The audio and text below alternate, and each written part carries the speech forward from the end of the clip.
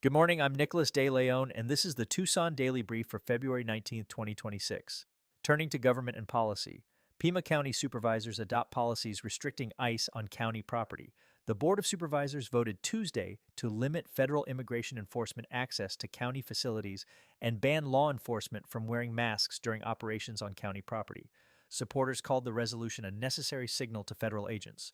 GOP Supervisor Christie labeled it toothless and insufficient. That's according to AZPM and Tucson Agenda. Arizona Senate advances mail-in ballot ID requirement. Under a bill dubbed the Safer Elections, Faster Results Act, Arizona voters may soon need to provide government-issued photo identification for their mail-in ballots to be counted.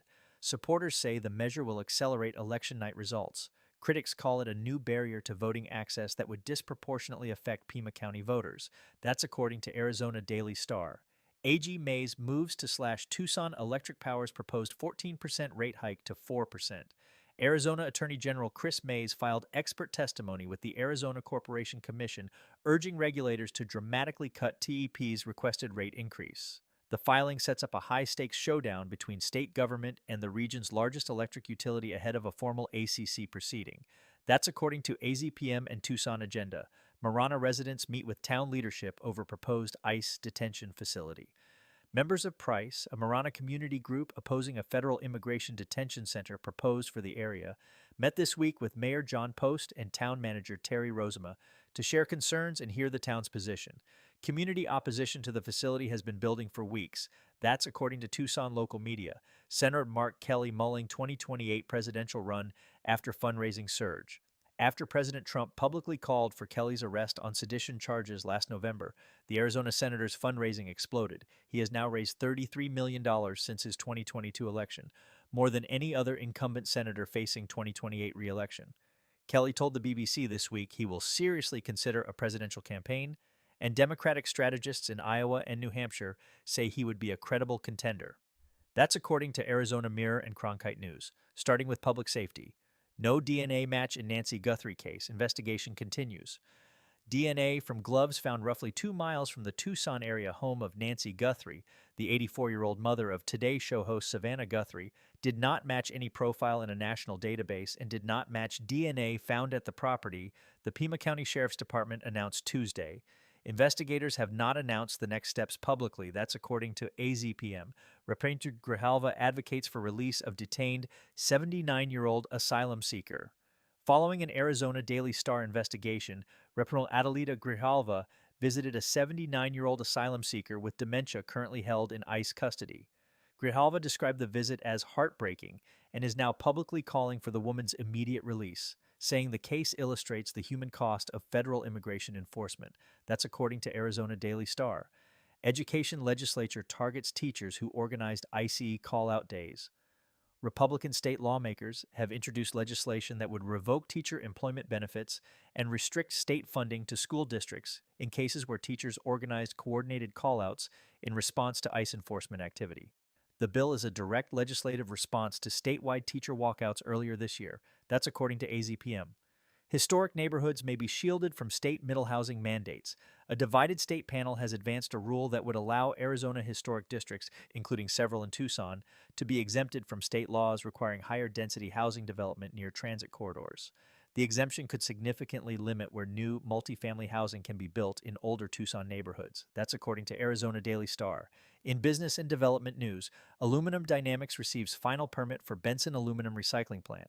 The Arizona Department of Environmental Quality has issued the final air quality permit allowing Aluminum Dynamics to build and operate a recycling facility in Benson, despite ongoing litigation from local opposition group Health Over Wealth Benson. Critics cite unresolved concerns about air pollutants and impacts to San Pedro River aquifers. ADEQ says the permit includes mandatory monitoring and enforcement provisions. That's according to KJUN 9. Group drops challenge to controversial Marana data center.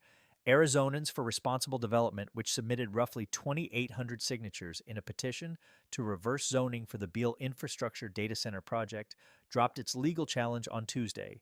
The project is now cleared to move forward after months of organized community opposition. That's according to Arizona Daily Star. Boutique wine bar coming to Catalina foothills. Turquoise Wine Bar, featuring a monthly rotating wine selection and other beverages, is set to open later this year in Tucson's Catalina foothills neighborhood.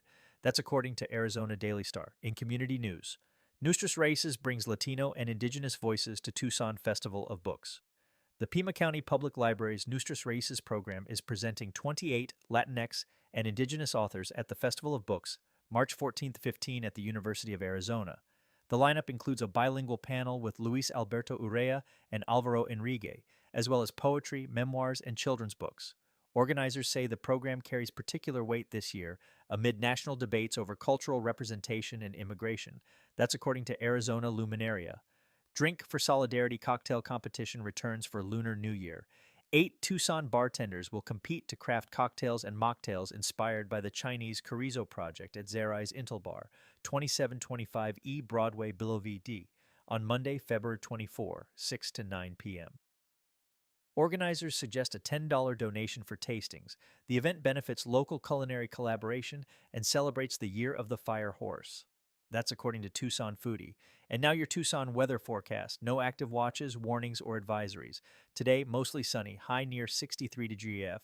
West-southwest wind 2 to 12 miles per hour. 6% chance of precipitation. Tonight, mostly clear, then a slight chance of rain showers after 5 a.m. Low around 40 degrees F. South-southwest wind 7 to 10 miles per hour.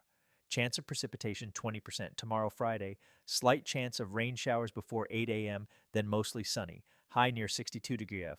West-southwest wind around 8 miles per hour. Chance of precipitation 20%. Looking ahead, a warming trend develops this weekend. Sunny Saturday near 73 degrees, mostly sunny Sunday near 78 degrees, rising into the low to mid 80s through next week. No significant rainfall is expected through at least next Wednesday. That's your Tucson Daily Brief for February 19th, 2026. I'm Nicholas De Leon. Have a great day.